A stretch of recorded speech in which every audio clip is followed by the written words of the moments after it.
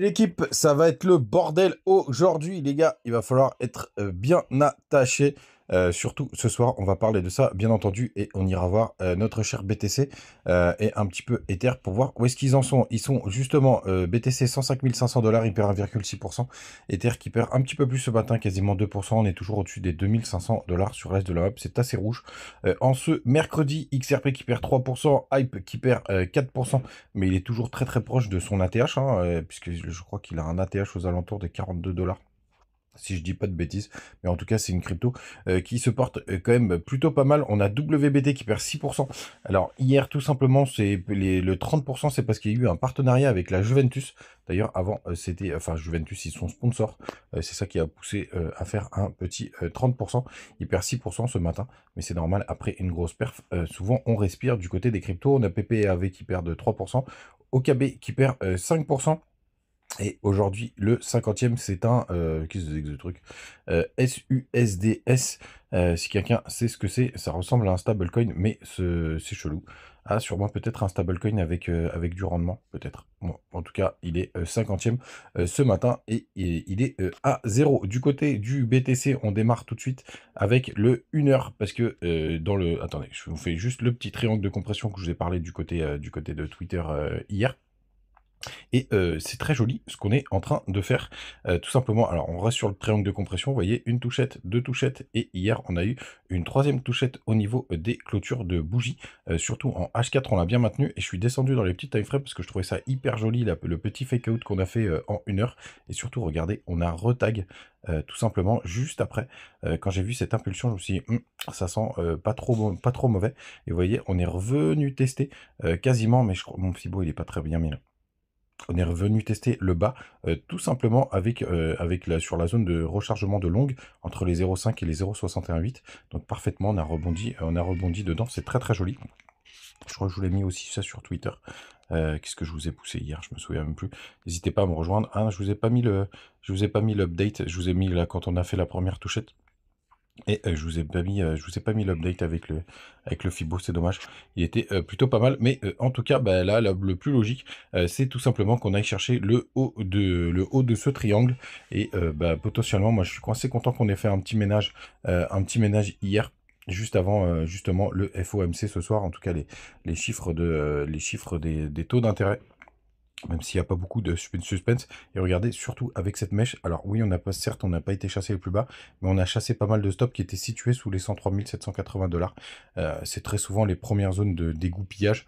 Donc c'est plutôt pas mal, moi je trouve que ce qu'on a fait. Même si les altes ont pris beaucoup plus cher. Tout simplement, attention, on est sur une grosse zone de résistance, vous voyez là, avec les petits pointillés à l'endroit où on est. Ça a été pas mal travaillé par le passé, on va voir ce que ça va donner, mais bon, je pense qu'on va aller tranquillement se réfugier dans le haut du triangle, avec une cassure, à mon avis, qui sera pas avant la fin de la semaine, hein, tout simplement. Puisqu'en général, on va quasiment au bout du triangle avant la cassure. Et surtout, les gars, attention au fake out. Du côté de nos MACD 2 jours, bah, donc là, on a confirmé le croisement. Et le 3 jours, bah, il est en train toujours de... Pour l'instant, il a croisé, mais on est toujours dans la bagarre pour voir ce que ça va donner. Donc, encore des journées qui vont être décisives. Donc, on a commencé la bougie hier, 17, 18. Je crois qu'on est le 18 aujourd'hui. La clôture demain soir. Et donc, on pourrait avoir encore la confirmation que c'est la fin des haricots avec ce croisement 3 jours. Donc à suivre de très très près. Du côté des autres indicateurs, on a l'USDT dominance, qui est un graphique que j'aime bien. Pour l'instant, il a très très bien fait son job, hein. Puisque ici, là, c'est sur cette bougie, donc la bougie du 22-23 mai.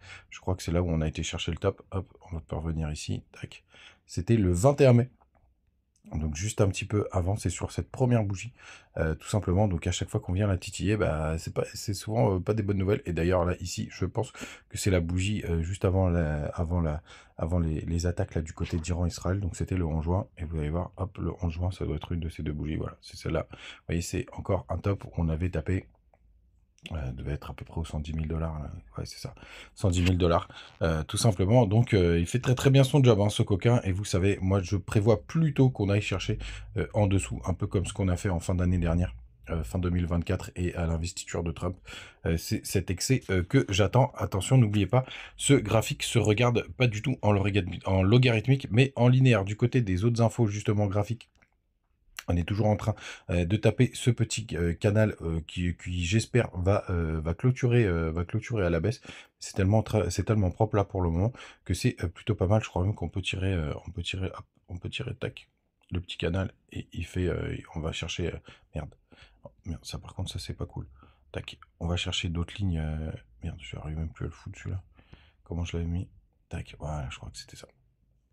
Hop, tout simplement, on a ce petit canal et la petite astuce, hein, pour pas que ça vous fasse ça, c'est que il faut que vous lockiez l'image et comme ça vous pouvez ça ne prend pas ça ne prend pas tout simplement les signes, enfin les traces graphiques, bref, vous m'avez compris, ça prend pas le bordel que le dessin que vous mettez dessus. Hop, et on continue avec justement les petites infos. On va aller jeter un œil du côté de notre BTC Euro pour voir si s'il a une gueule similaire, tout simplement. Et on voit qu'on est rentré dans le nuage. Ça, c'est plutôt une très mauvaise nouvelle parce qu'en général, vous le savez, quand on rentre dans le nuage, on est happé par le bas du nuage. Est-ce que ça fonctionne bien avec l'euro? Bah, normalement, ça fonctionne avec tout. Non, vous voyez, ici, ça n'a pas marché. Donc, tant mieux. Ça n'a pas l'air de mieux fonctionner avec l'euro. Vous voyez, on n'a jamais été chercher le bas du nuage. Tant mieux, parce que sinon, ce coca, il se situe en fonction de quand on ira, c'est entre les 83 000 et les 86 000 $. Donc, on espère ne pas y aller. Ce qu'on attend de nos petits graphiques, je me répète tous les jours, je le sais, mais comme ça, vous l'avez bien en tête, c'est les Trend9 RSI qui devraient faire office de résistance. Et en attendant, j'espère qu'on a bien pump. Du crypto Fear and Green, on est à 48, donc on est dans le neutre. 300 millions de liquidation, c'est quand même assez costaud. On a les fundings qui sont encore assez bas, notamment du côté de BTC, de Missile Sol aussi, tiens. Je vois juste là, et même ETH, ça va. 2,08 millions de Bitcoin sur les échangeurs. On a repris les 98 points du côté du dollar. Rien de dramatique pour le moment. Et donc, le sujet du jour, c'est bien entendu ce soir, 20 h, parce que les chiffres enfin, les chiffres tout simplement de... Où est-ce qu'elle est? Hop, je suis pas sur la bonne semaine, parce que les chiffres des taux d'intérêt, c'est pas la peine de vous prendre la tête, les gars. Ils vont rester à 4,50. Est-ce que c'est là-dessus qu'on a non, c'est sur un autre site que j'ai les probabilités. Mais en tout cas, ça va pas bouger. Ce serait vraiment une grosse surprise si jamais il baissait ou même qu'il augmente les taux d'intérêt. Alors les augmenter, c'est quasi impossible. Les baisser, c'est très faible probabilité. J'avais vu du côté de Twitter, je crois que c'est 3%. Donc il va rien se passer à 20 h. Ce qui est le plus important, c'est à 20 h 30. Donc le FOMC, la conférence de presse de Jérôme Powell et ses mots qui vont être assez importants, surtout que l'inflation a quand même pas mal baissé. Elle est aux alentours des 2,4 points. En tout cas, c'était ça à peu près la semaine dernière. Et bien entendu, si le conflit s'accentue, enfin, il est déjà bien costaud, il pourrait y avoir un impact sur le baril de pétrole et donc sur de l'inflation potentielle, puisque évidemment ça fait partie des chiffres de l'inflation et c'est quand même, c'est l'énergie, c'est toujours un gros coup, notamment du pétrole et surtout du côté des US. Donc les gars, à 20 h 30, faites attention à vous, ça risque de bouger dans tous les sens, surtout si vous êtes en position. Ça peut faire mal. Position justement du côté de ETH, on est toujours dans ce range pardon, interminable. On avait tenté de faire des trucs hier et avant-hier, mais ça a pour le moment rien donné. Au final, on a quand même la volatilité qui est en train de se contracter.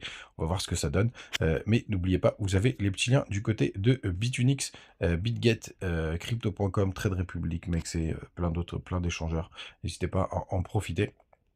Je vous invite à pas trader aujourd'hui, mais vous pouvez en profiter si jamais vous voulez vous amuser dans les prochains jours. Les gars, vous savez tout, passez une très très bonne journée. N'oubliez pas, grande tension ce soir. On est toujours sous résistance sur certains graphiques et sur support sur d'autres. Donc on va voir ce que ça va donner. Mais là, je serais pas surpris que cette semaine et la semaine prochaine soient quand même des semaines assez importantes avec des directions claires. Et puis on l'espère parce que pour le coup, on va pas se mentir, on se fait chier en ce moment.